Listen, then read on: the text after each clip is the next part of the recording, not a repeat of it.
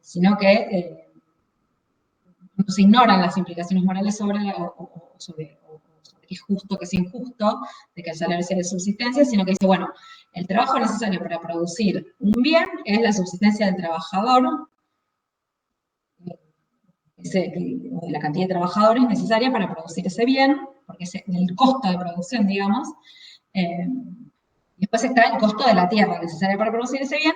La cuestión más importante es que si yo quiero expresar el valor de lo producido, por ejemplo, del grano, necesito poder sumir el valor de la tierra que utilicé y el valor del trabajo que utilicé, pero para poderlos sumarlos tengo que medir en una misma unidad de medida, y lo que no logró hacer Petty es encontrar como alguna ecuación o paridad entre estas dos cosas, que pudiesen transformar, medir una cantidad de tierra en trabajo, una cantidad de trabajo en cantidad de tierra.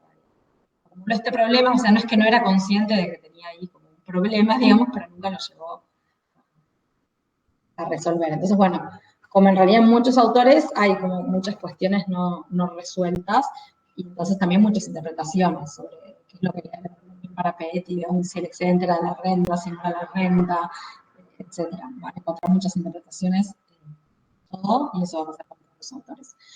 Acá les puse una cita que es interesante también porque tiene que ver un poco con la idea de división del trabajo que va a aparecer en Adam Smith.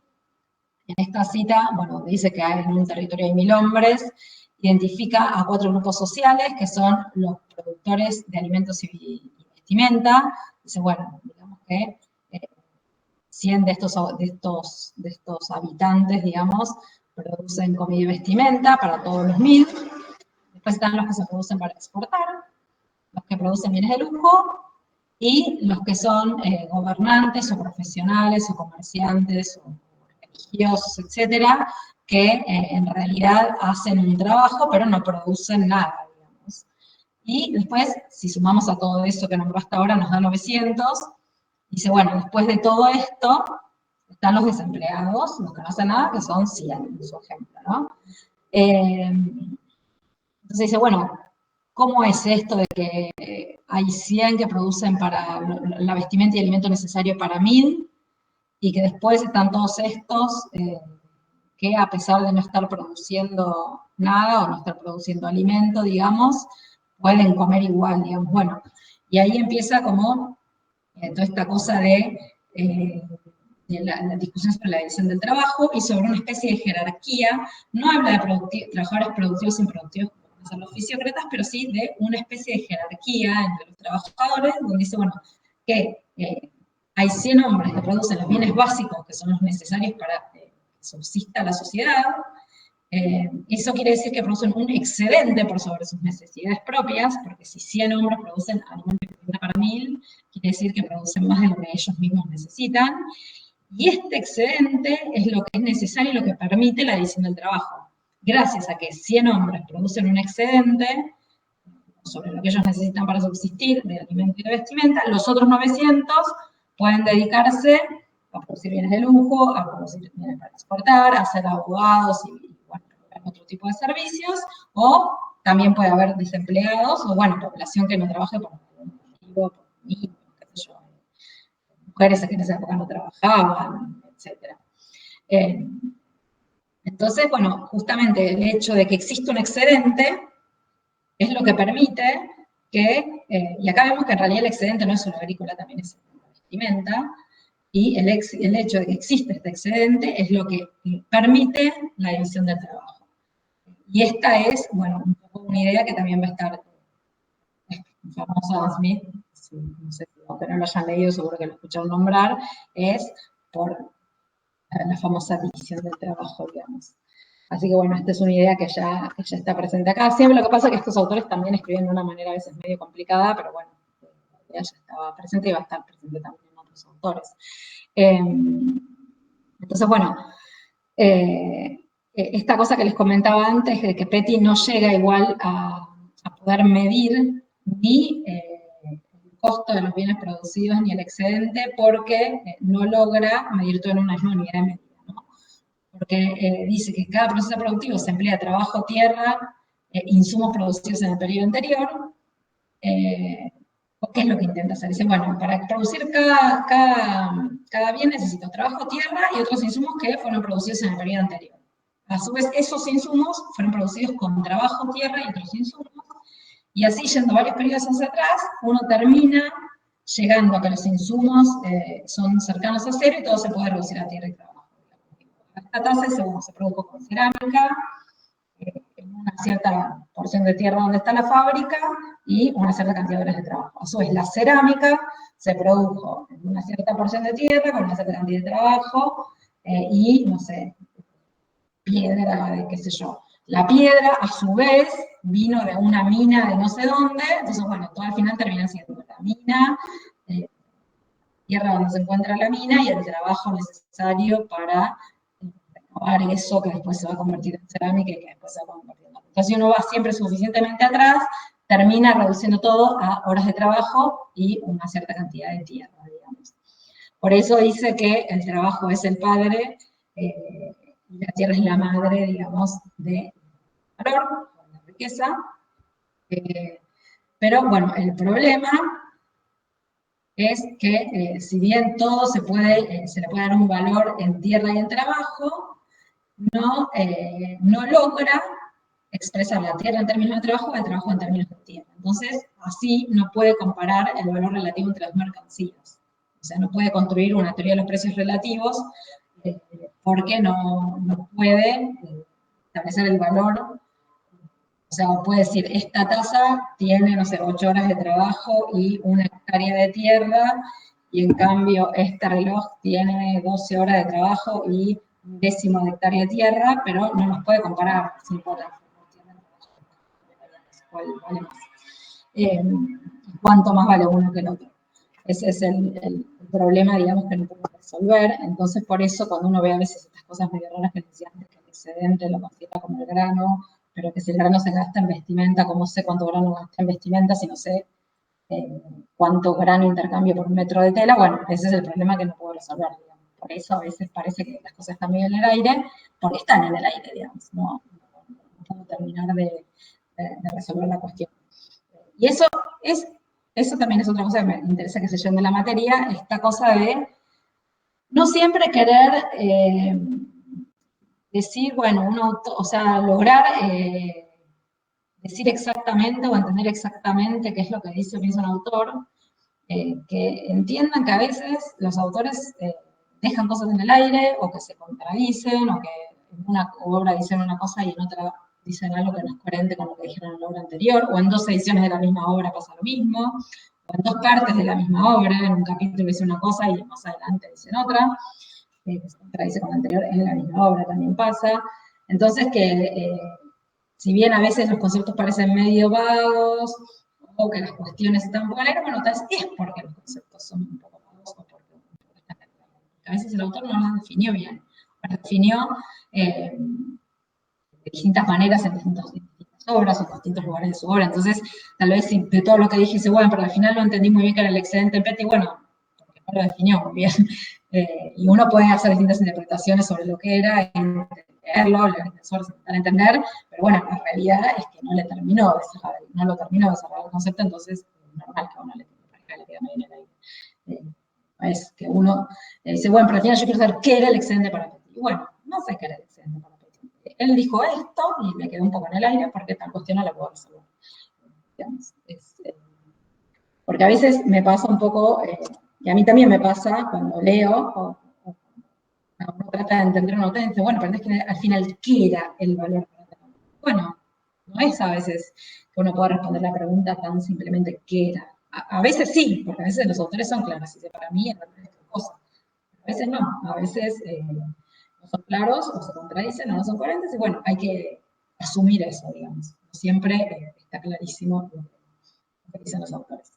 Así que, bueno, esto es como otra cosa que quiero que se lleven de la materia también, que no siempre uno puede, digamos, ser preciso, entender perfecto lo que dice un autor, y por eso hay tantos debates de economía y sobre la interpretación de los autores en la historia del pensamiento económico, porque al no ser claros muchas veces, bueno, da lugar a distintas interpretaciones. algunos dicen, no, bueno, pero entonces le tenemos que dar más importancia a lo que dijo en su último libro, porque si esto lo dijo en el último libro, quiere decir que se arrepintió de lo que había hecho antes, o dicen, no, no es que se arrepintió, es que tal cosa. Bueno, simplemente este tipo de discusiones.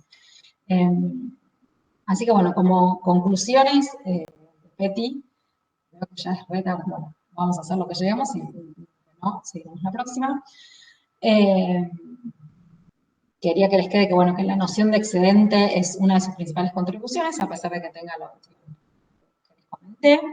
Otra es el método, esto de utilizar los datos de la realidad, digamos, y sobre todo de alejarse definitivamente de las consideraciones morales, aunque bueno, más o menos, como les comenté también, porque siempre termina surgiendo de algún lado que uno, algún valor, consideración moral o ética la mete por ahí. Y bueno, siempre se estudia Petty porque desarrolló muchos de los conceptos que después van a ser claves para el nacimiento de la economía política como disciplina separada del resto de las ciencias sociales, como bueno, la noción de excedente, la cuestión de la división del trabajo, el método, digamos, porque considero que las sociedades están caracterizadas por un grado de interdependencia muy alto entre sus partes, como el cuerpo humano, y que había que entender las leyes que regulaban la relación entre esas partes, entonces este método de buscar leyes, digamos, que regulan las relaciones entre las partes del sistema económico, y interesante la idea, que no comenté mucho, del capital que se ve como las mercancías utilizadas en la producción, con una atención particular a los bienes salarios, que son los bienes que consumen los trabajadores, que es una visión mucho más cercana a la organización de la producción, digamos, que a las cuestiones comerciales del mercantilismo. Digamos, el capital visto como lo que se utiliza para la producción. Sobre todo, bueno, los bienes que consumen los trabajadores, porque bueno, la maquinaria todavía en esta época no era tan importante, va a ser mucho más importante los autores después de la revolución industrial, obviamente. Pero bueno, estas son más o menos las cosas más importantes que quería que les quede de este autor. Y ahora les voy a pasar a hablar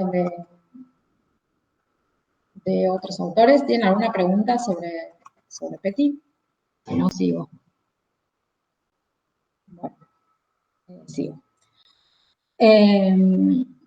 Bueno, en realidad lo que va a pasar, como les comentaba antes, en esta época es que William Petty se superpone al final del mercantilismo, Adam Smith viene, su principal obra es La Revista de las Naciones en 1776, se publica, así que bueno, Petty pasa casi un siglo entre Petty y Adam Smith, como se considera muchas veces el primer autor de la economía clásica, aunque como les comenté, para Marx, por ejemplo, Petty era el primer autor clásico. Pero bueno, entre Petty y Adam Smith, la verdad que el pensamiento económico avanza en muchas direcciones. No eran estos pensadores economistas en el sentido moderno del término, reflexionaban sobre cuestiones políticas, sociales en general. Yo ya les comenté la otra vez que estaba el libro de Hutchinson que se llama Before Adam Smith, que donde resumen, digamos, de todo el pensamiento anterior a Adam Smith y todas las direcciones que toma el pensamiento económico en esa época.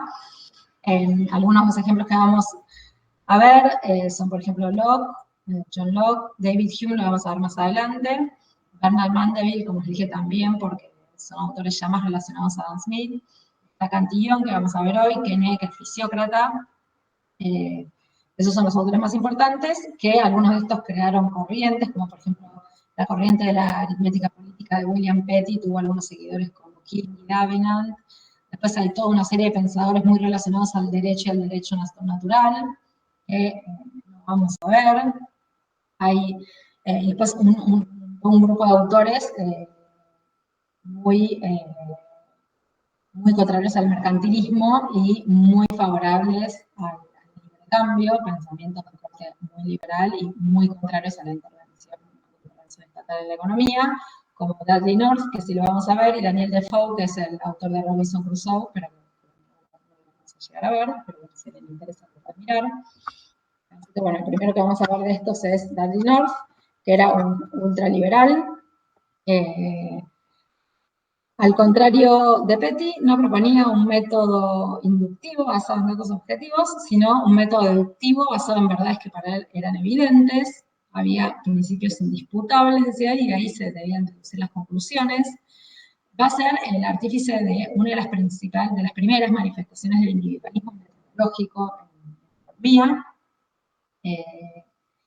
y del liberalismo a ultranza. Va a decir que, bueno, los individuos tienen que ser dejados libres, que si son dejados libres van a prosperar, que todas las medidas que interfieran con los intentos individuales de perseguir los objetivos del propio interés, digamos, van a obstaculizar el interés público.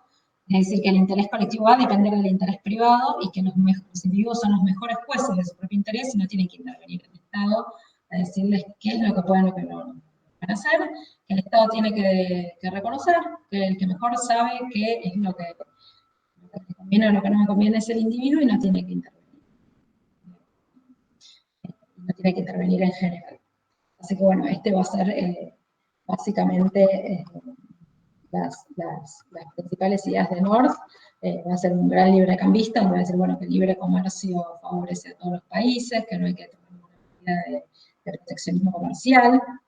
Lo mismo va a decir de la tasa de interés. Había toda una discusión en esta época sobre la tasa de interés, porque hay toda una discusión en la cual, bueno, en esta materia no vamos a entrar en detalle, que viene desde la época de la Edad Media sobre cuál es la justa tasa de interés, sobre la usura, sobre si es justo o no justo cobrar una tasa de interés muy alta, y había proyectos de ley para regular la tasa de interés.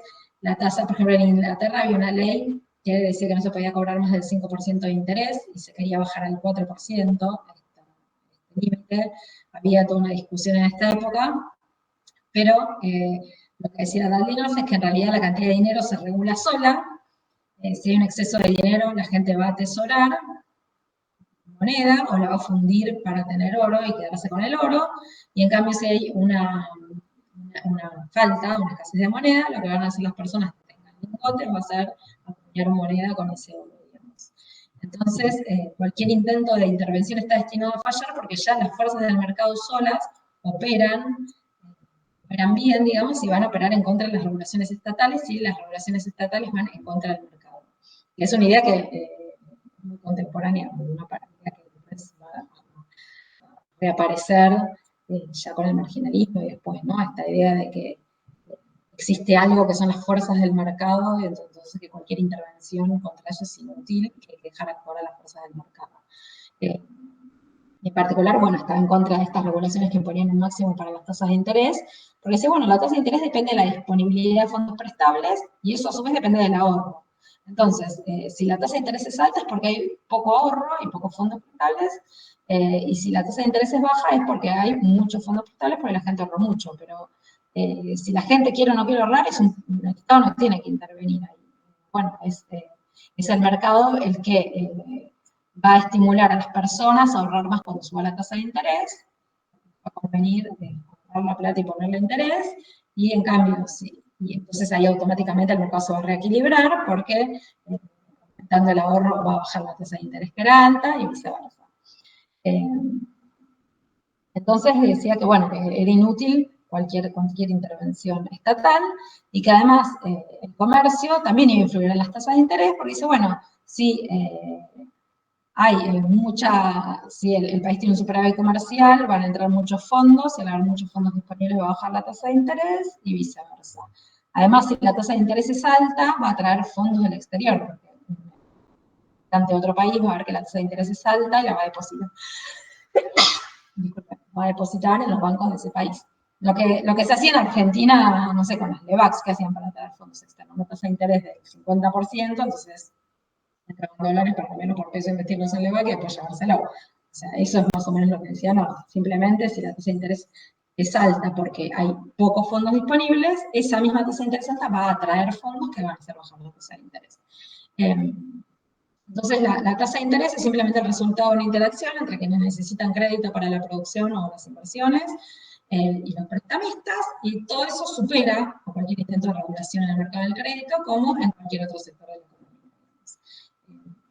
Necesité este caso particular del interés para tener un ejemplo más concreto, y además porque, bueno, es una discusión que en la época se dio mucho. En Inglaterra esta cosa de las tasas de interés, periódicamente, es una discusión que va resurgiendo, digamos. Bueno, otro autor que quería ver, que como ven también se superpone temporalmente con el fin del mercantilismo, es John Locke, que es un autor que escribió, se estudia también en ciencias políticas. No sé si ustedes tienen la materia, antes en el CBC estaba, no sé, ahora que no hay CBC si está, pero bueno, es un autor que se estudia mucho en ciencias políticas también. Yo creo que también escribió sobre economía, escribió sobre temas monetarios mucho, sobre esta noción de velocidad de circulación del dinero. Y en cambio él, al contrario, había toda una discusión sobre las tasas de interés. Algunos decían que las altas tasas de interés eran causa de la prosperidad porque atraían fondos. En cambio él decía no, que la causa de la prosperidad eran las bajas tasas de interés, porque en realidad la prosperidad trae abundancia de dinero y lleva a que haya bajas tasas de interés, y a su vez las bajas tasas de interés estimulan el crédito para nuevas inversiones, digamos. Entonces, que cualquier intento de bajar la tasa de interés por ley está condenado al fracaso, porque en realidad es la misma prosperidad económica la que genera tasas de interés bajas. Si uno artificialmente intenta bajar la tasa de interés, esto va a estar destinado al fracaso. Es un autor también que dedicó mucho de su obra a justificar la propiedad privada, y lo hacía usando la teoría del valor del trabajo, con la idea básica, digamos, de que la libertad individual implicaba el derecho del individuo a controlar el propio trabajo, y también el producto del propio trabajo. Entonces, como la tierra, si solo adquiere valor si se le aplica trabajo, entonces esto justifica que la persona que trabaja la tierra tenga la propiedad de esa tierra. Si justifica la propiedad privada de la tierra, es una explicación derivada de la filosofía del derecho natural y en contra de la idea del contrato social, que es todo otro debate que existía en esa época. Entonces, cuando él dice trabajo, esa es otra cosa que a veces, bueno, cuando uno estudia a un autor en particular, hay que tener en cuenta. Para Locke, la definición de trabajo incluía cualquier actividad productiva, y también cuando hablaba de propiedad no se refería a todo, o sea, a la vida, a las libertades, al patrimonio de una persona, todo lo que una persona tenía, no a la propiedad como propiedad de la tierra nada más. En realidad, lo que hay en esta época, Rocan ya habla bastante de esto, el modelo ius naturalista y la versión aristotélica. El modelo ius naturalista era el del derecho natural, que estaba basado en una contraposición entre el estado de naturaleza y el estado civil del individuo, donde en el estado de naturaleza reina la máxima libertad, un estado de todos contra todos, una situación que solo se podía superar si los hombres se ponían de acuerdo y se asociaban. Entonces la sociedad política estaba, digamos, legitimada por un consenso, un contrato social originario, y en cambio el modelo aristotélico, que tomaba como punto de partida la unidad social natural que para Aristóteles era la familia, y a partir de ahí, decía, se desarrolla el Estado moderno que tiene una estructura jerárquica natural. No es que hay un contrato social, sino que naturalmente se desarrolla una jerarquía. Y bueno, estos son más o menos los debates que estaban en esta época. Acá en el PowerPoint tiene más detallado. Bueno, si quieren mirar el manual de Roncaglia o otro manual para tener más detalles sobre Locke, pueden mirar. Como ideas económicas, va a introducir algunos conceptos que también van a ser importantes en la economía clásica. Uno es la distinción entre valor de uso y valor de cambio. Dice, bueno, el valor de uso de un bien va a ser la capacidad del bien de satisfacer una necesidad humana. Él lo llamaba valor intrínseco o valor natural. En cambio, el valor de cambio es la proporción en que un bien se cambia por otro bien en el mercado. Para ilustrar estos conceptos usó la paradoja del aire y del agua. Va a haber muchas de estas paradojas del agua y del diamante, paradoja del aire y del agua, etcétera, en esta época para ilustrar los distintos conceptos de valor y los distintos conceptos de precio que tienen los autores. Van a ver que va a aparecer también Adam Smith, pero bueno, bastante común en la época. Lo que decía Locke acá les puse la cita, dice, bueno, por ejemplo,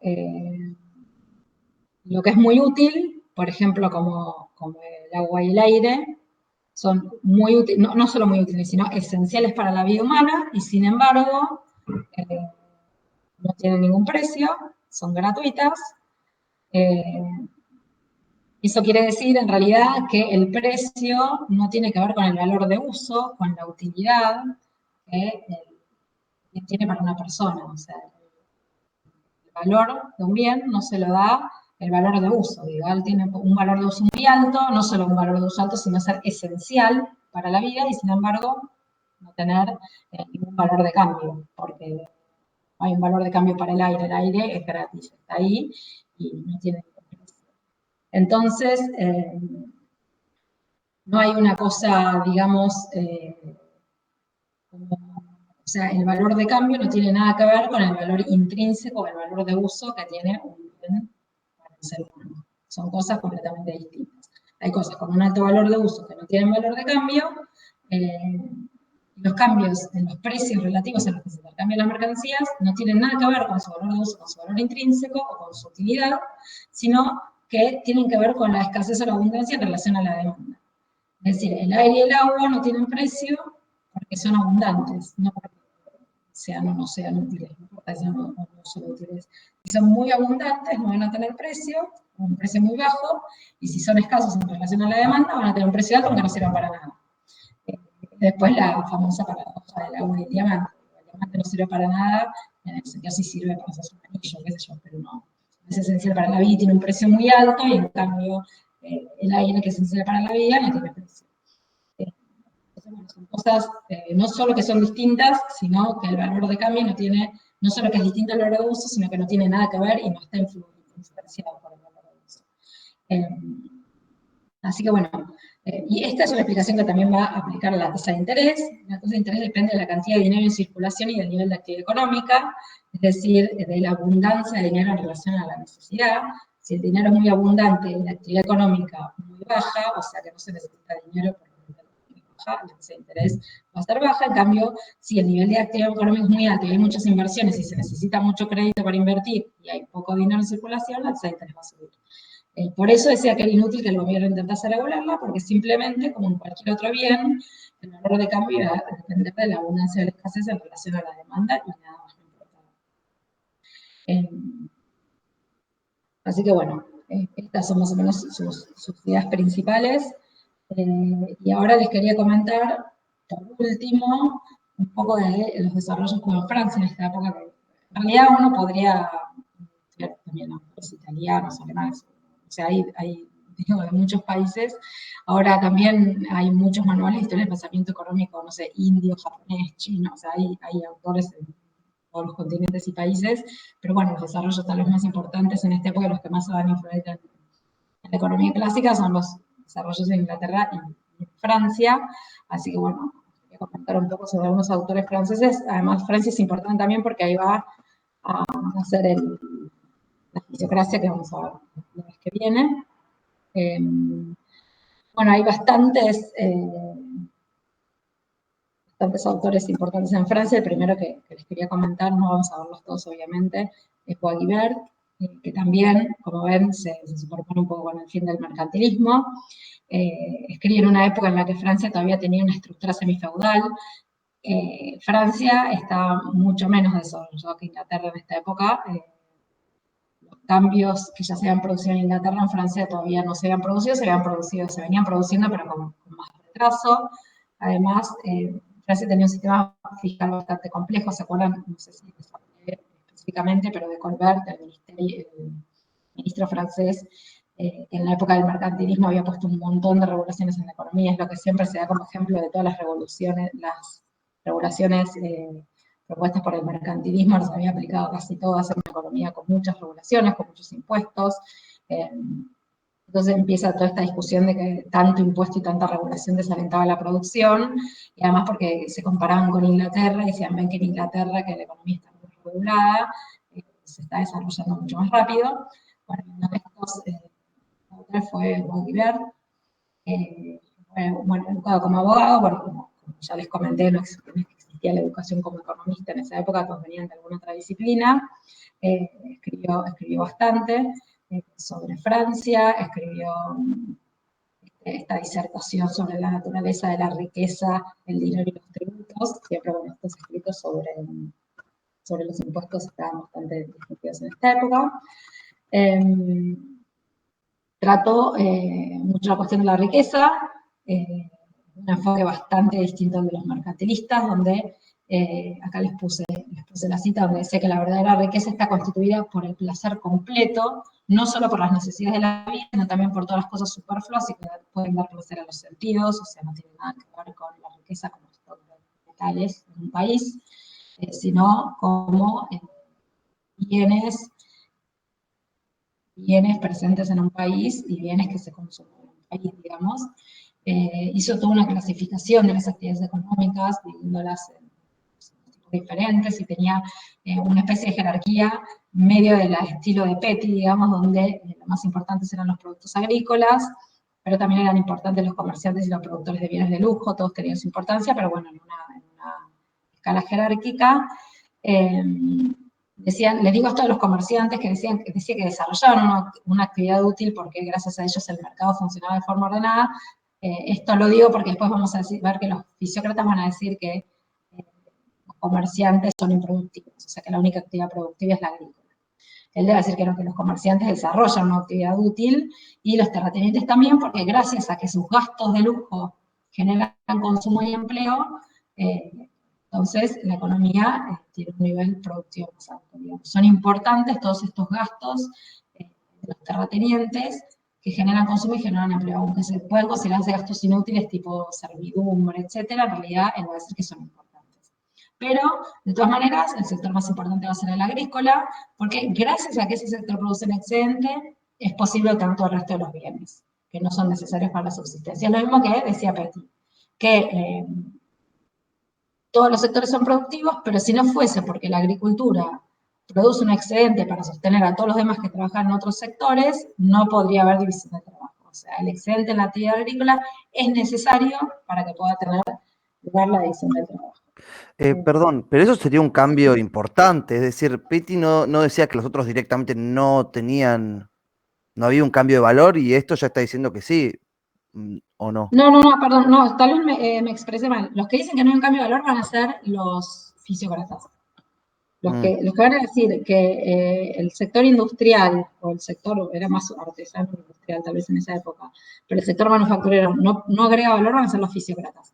Petty no dice eso, da un ejemplo agrícola, pero a pesar de que no dice que el sector, por ejemplo, de la vestimenta es improductivo, al contrario, dice que ese ejemplo donde dice si hay 1000 trabajadores y 100 producen alimento y vestimenta para todos los demás, eso quiere decir que esos 100 si 100 te producen alimento y vestimenta para los demás, quiere decir que el sector de la vestimenta también tiene un excedente. Porque supónganse que esos 150 trabajan en agricultura y 50 en vestimenta, quiere decir que 50 personas producen grano para alimentar a las otras, 950, y 50 personas producen vestimenta para alimentar a las otras 50.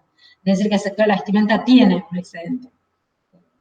Claro, Lo que no va a poder es medir uno en relación al otro, y eso es lo que pero es una cosa que está medio implícita tal vez. Van a decir que el único sector productivo es el agrícola y que los demás solo transforman cosas, van a ser los fisiócratas que vamos a ver que viene. También me expresé mal. Así que bueno, se entendió. Sí, gracias. Bueno, no de nada. Así que bueno, entonces lo que voy a enfatizar es las relaciones entre todas estas actividades económicas entre sí y una economía en la cual para él el intercambio era beneficioso para todos, no era un juego de suma cero, como por ejemplo los mercantilistas que van a decir que el intercambio entre distintos países es un juego de suma cero, si uno gana, el otro pierde, o sea, siempre uno tiene que apuntar a tener superávit comercial y que los otros tengan déficit, sino que beneficia a todos. Pero para que todos se beneficien, tanto en el comercio interior como en el comercio internacional entre países, los intercambios se tienen que llevar a cabo a precios adecuados. No está muy claro qué es lo que él considera un precio adecuado. La expresión que usa es prix de proporción, como un precio de proporción. Lo que parecería deducirse de su descripción de este precio es que el precio es adecuado justamente si las dos partes se ven beneficiadas, digamos. sin que una parte obtenga ganancias excesivas a costa de la otra parte. Pero bueno, es un concepto que no está muy bien explicado, porque en otras partes de su obra en realidad se refiere al precio apropiado como el costo de producción, digamos. El precio apropiado al que hay que vender es el costo de producción, aunque bueno, no explica en realidad cómo se determina ni el precio de producción, ni el precio de mercado al cual se efectúan realmente los intercambios. Quedan muchas cosas en el aire, pero bueno, tenía igual una cierta discusión, aunque no esté muy clara, de cuál debía ser el precio adecuado para que todos se beneficien del intercambio, y sobre todo esta idea de que el intercambio así no iba a ser un juego de suma cero, sino que tanto a nivel internacional como a nivel interno iba a beneficiar a todos los que participaban. Bueno, y por último, quería comentarles un poco sobre Cantillon, que es el nombre parece francés, de origen irlandés en realidad, pero bueno, se movía entre París y Londres porque era de Londres, pero era de origen irlandés, vivía en Londres, pero era banquero en Francia, entonces bueno, se movía bastante en los países. Su obra más importante es el ensayo sobre la naturaleza del comercio en general, que fue publicado en 1755, y es un autor que tuvo mucha influencia sobre los fisiócratas, y de hecho hay algunos que ya lo consideran un fisiócrata, pero bueno, eso es también otra discusión que hay, digamos, si era un fisiócrata. Yo lo pongo como precursor de los fisiócratas porque parece que tiene algunas diferencias. Tiene también, como tenían algunos autores que les comenté hoy, una definición de riqueza ya distinta a la de los mercantilistas, donde dicen, bueno, la tierra es de donde surge de toda la riqueza, pero la forma con la que se produce es el trabajo humano, y la riqueza no es nada más que todos los bienes de subsistencia, el resto de los bienes que no son de subsistencia, digamos, y todos los bienes superfluos de la vida. O sea, una definición un poco parecida a la de Guibert, digamos.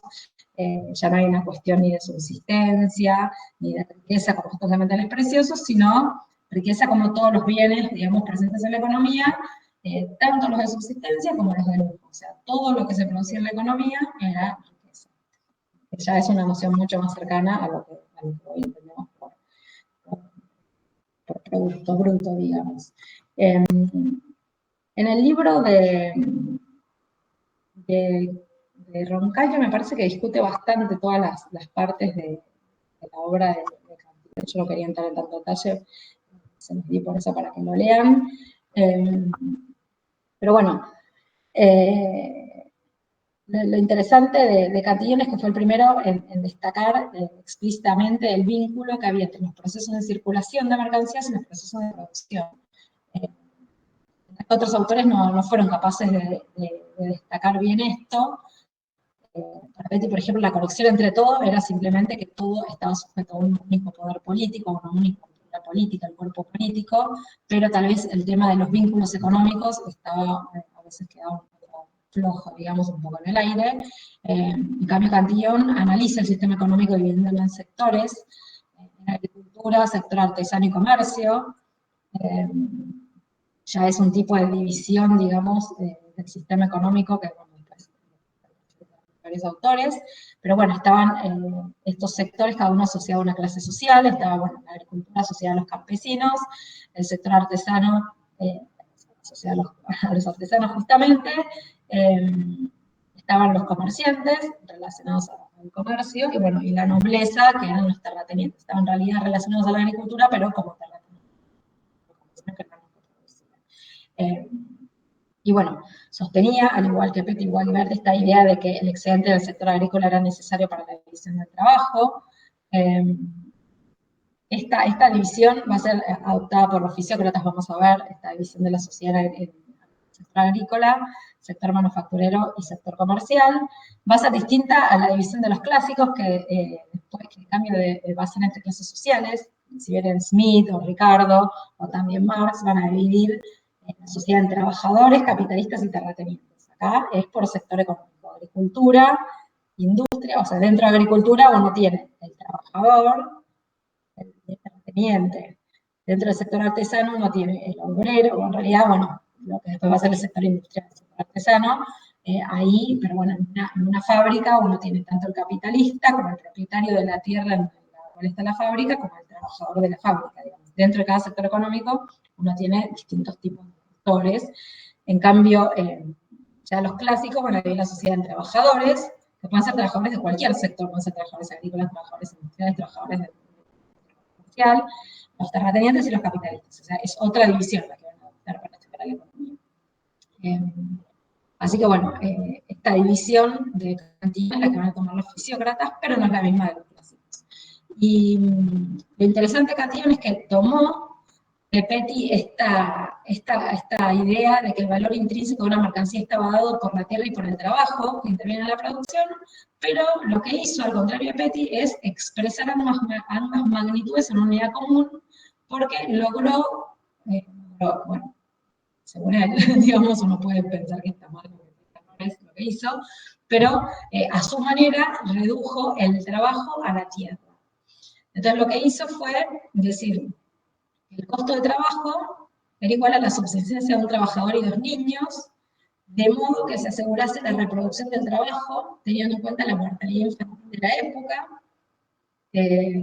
Entonces lo que terminaba diciendo era que el costo de un trabajador era la cantidad necesaria de tierra para producir los bienes de subsistencia de ese trabajador y 2 niños. La mujer, no sé, se ve que no comía para no sé quién paría y cuidaba a esos 2 niños, mientras el trabajador trabajaba. Pero bueno, esto es lo que decía él. Entonces, traducía, digamos, el trabajo en tierra, haciendo así, diciendo, bueno, yo digo que 8 horas de trabajo, los pongo como equivalentes a la cantidad de tierra necesaria para alimentar a ese trabajador que trabajó 8 horas. Que calculo que uno se va a morir y el otro lo va a reemplazar, digamos, de acuerdo a la mortalidad de la época. Así que bueno, ese era, así fue como estableció el valor. Muchos de estos lo llaman valor tierra. Dicen, bueno, Cantillon encontró una forma de expresar el trabajo en términos de tierra, que es lo que no había logrado Petty, hacer algún tipo de equivalencia entre estas dos cosas. Entonces muchos dicen que esto es una teoría del valor tierra, digamos, que el valor de cualquier objeto producido, mercancía producida, termina reduciendo una cierta cantidad de tierra. Así que bueno, esto es lo más, una de las ideas más importantes de Cantillon. Es un autor que también atribuyó, y eso va a estar también en los fisiócratas, mucha importancia al consumo del lujo de la clase aristocrática, porque lo consideraba un elemento de modernidad de la sociedad, que existiese este consumo de lujo, que además generaba empleo, algo parecido, aunque bueno, muy diferente a lo que va a ser en Keynes, la demanda autónoma, digamos, y anticipa un poco la visión clásica de la distribución el ingreso a una sociedad en renta, salarios y ganancias, porque decía, bueno, hay 3 rentas, está la renta que el granjero utiliza para afrontar los costos de producción, que vendría a ser la subsistencia de los trabajadores y los insumos, está el ingreso propio de los granjeros, que sería como el beneficio de los empresarios agrícolas, y la renta que va al terrateniente por el uso de sus tierras, que es lo que hoy llamamos propiamente renta de la tierra, pero bueno, hay como 3 rentas en las cuales se distribuye el ingreso, digamos, que en los clásicos se van a convertir en renta, salarios y ganancias, ¿no? Costos de producción van a ser los salarios, básicamente, el ingreso de lo que sería el empresario agrícola va a ser el beneficio, la ganancia del capitalista, y lo que va al terrateniente va a ser la renta de la tierra. Pero bueno, lo que no hay es una explicación de qué es lo que determina cada una de estas 3 rentas. Como es que, está bien, dice el ingreso se distribuye entre estas 3 formas, pero no dice qué es lo que determina cada una de ellas. Dice, bueno, las ganancias de los granjeros no las consideras proporcionales al monto invertido, sino como una especie de remuneración por los riesgos en los que incurre cuando produce. Así que bueno, es una cosa que no está muy, muy clara, cómo se establecen estas 3 rentas. Pero bueno, consideraba capital, al igual que otros autores anteriores también, a la materia prima, o sea, lo necesario para producir, la materia prima, semillas, los salarios de los trabajadores, que consisten en alimentos y vestimenta, básicamente, esto es lo que después en los clásicos muchos van a decir que es la característica principal, que es el capital considerado como fondo de salario, digamos, el capital considerado como básicamente la subsistencia pagada a los trabajadores. Esto lo vamos a ver con un poco de detalle más adelante, pero hay muchos que dicen, bueno, que en realidad esto es lo que caracteriza la economía clásica, la teoría del capital como fondo de salario, que adelanta en forma de salarios el capitalista. Así que bueno, va a hablar también un poco sobre moneda. Obviamente no puedo entrar en cosas de detalles sobre cada una de las cosas, pero bueno, nada más sí quería resaltar que a diferencia de los mercantilistas, el dinero lo trata como algo necesario para la circulación de las mercancías, un poco como Petty, pero no lo confunde con la riqueza. No dice que el dinero es la riqueza, una cantidad de dinero es necesaria, una cierta cantidad de dinero para el buen funcionamiento de la economía. ¿Qué cantidad de dinero va a depender del valor de los bienes al cual se intercambian los bienes y de la velocidad de circulación? La velocidad de circulación está presente, pero en realidad la teoría cuantitativa va a estar presente en la mayoría de estos autores. Y la tasa de interés, como también en la mayoría de estos autores, va a depender de la proporción entre la demanda y oferta de fondos prestables, pero no de la oferta de dinero en general, como en los mercantilistas, que decían que era importante que hubiese mucho dinero en circulación, porque así había mucho, si había mucho dinero en circulación, entonces iba a aumentar la actividad económica, etc. Ellos decían, bueno, en realidad si hay mucho dinero en circulación, no necesariamente aumenta la actividad económica. Si hay mucho dinero en circulación, bueno, la gente lo puede atesorar también.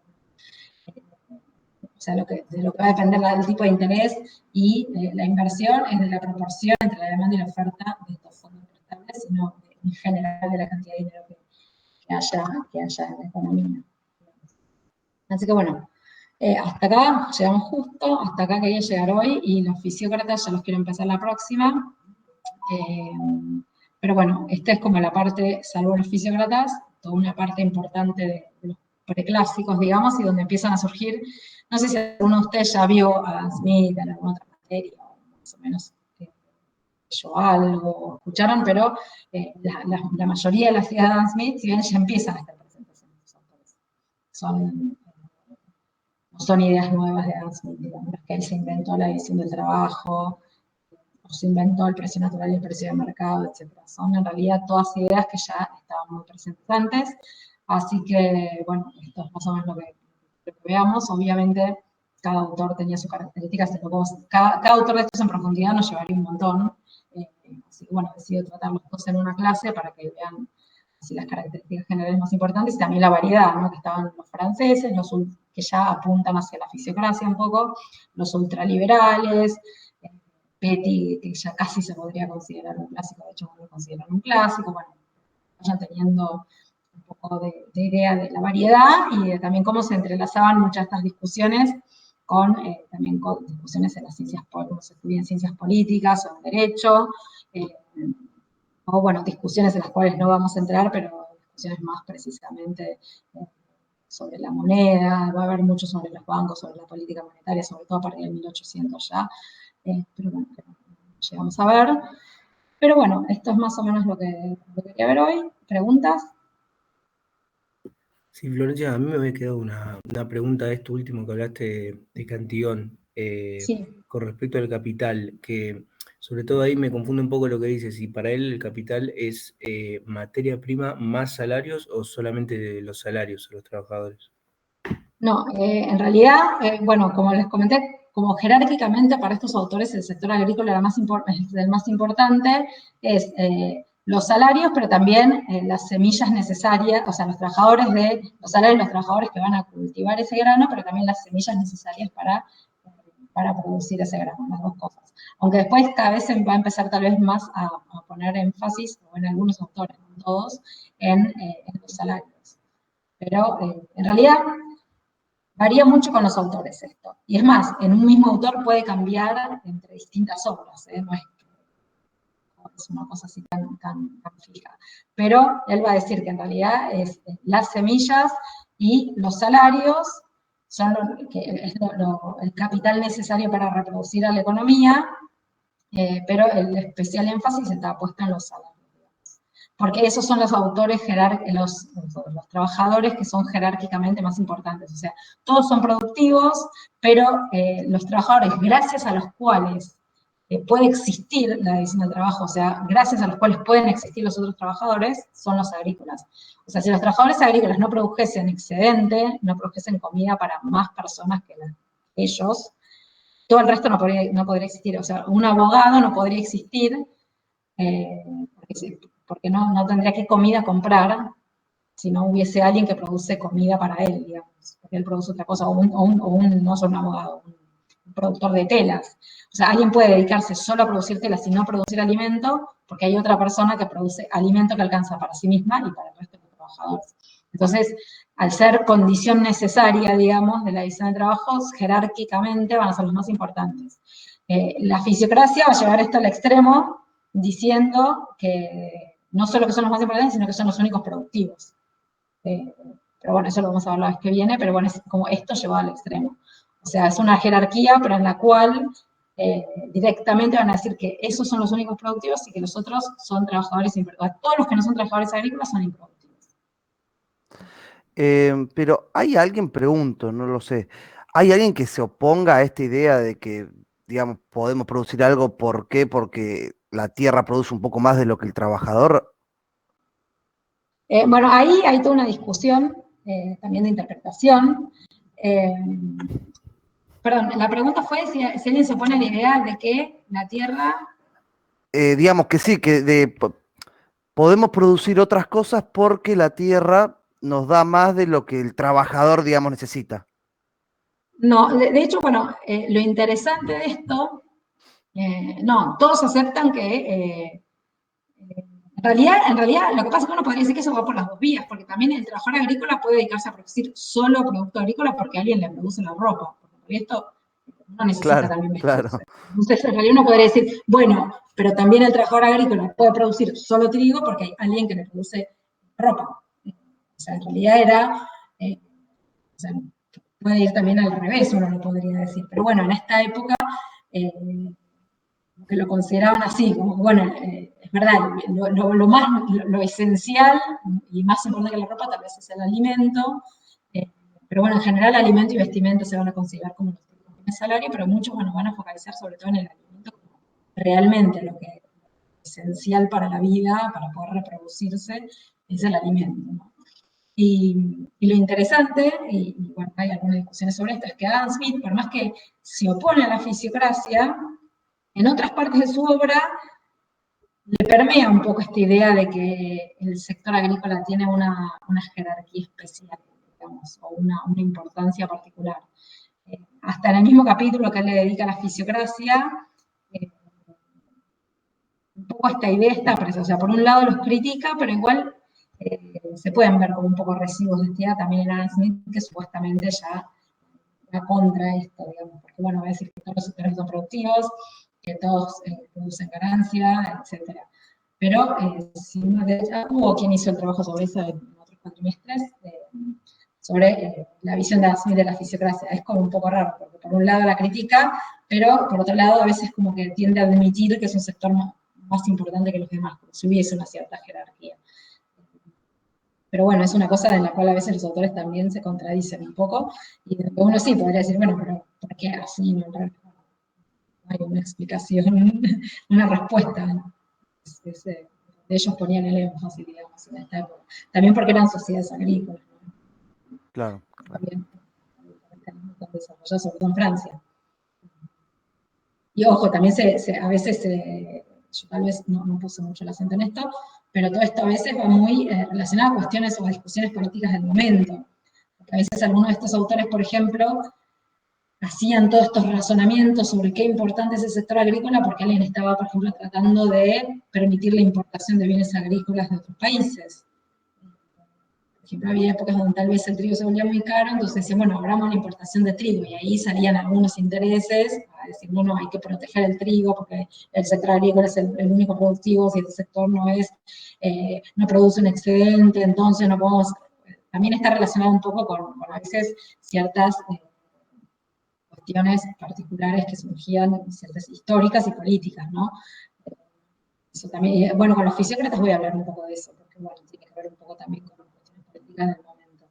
Así que bueno, a veces hay también ese tipo de cuestiones, no es solo una cuestión teórica. Estos autores no eran economistas, porque no existía la formación en economía, y muchos, y vamos a ver más adelante, en Inglaterra especialmente, eran miembros del Parlamento, entonces todo lo que dicen en economía va a estar muy relacionado a discusiones políticas de la época. Eso va a pasar mucho, y en Francia bueno, también pasa esto. Así que bueno, también por ese lado a veces viene el énfasis en una cierta cosa, que si uno está en una sociedad agrícola y el sistema está empezando a cambiar a un sistema más capitalista, empieza a surgir un poco estas defensas, digamos, bueno, la importancia del sector agrícola, no hay que dejar que deje de producir el sector agrícola, si no fuese por el sector agrícola todos los otros no podrían existir, un poco de esto también. ¿Se entendió eso? Sí. Gracias. Bueno, ¿preguntas? No, de nada.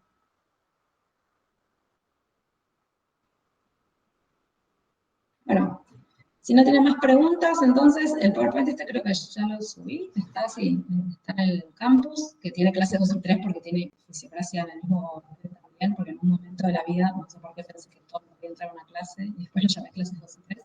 Y ahora les voy a mandar que tienen que leer para la próxima, pero bueno, sería fisiocracia, y tal vez les dé también algo sobre la ilustración, porque me parece que tal vez si hacemos solo fisiocracia, nos va a sobrar un poco de tiempo en la clase. Así que ahora veo eso y les mando por mail. Pero bueno, fisiocracia seguro, de Manuel de Rocalia, que ahora no me acuerdo, pero se los escribo qué secciones son. Si no lo ven ustedes, pero igual yo se los escribo. Y bueno, tal vez ya empezamos con la ilustración, para después ir directo a... Así que bueno, si no tienen preguntas, nos vemos el lunes que viene.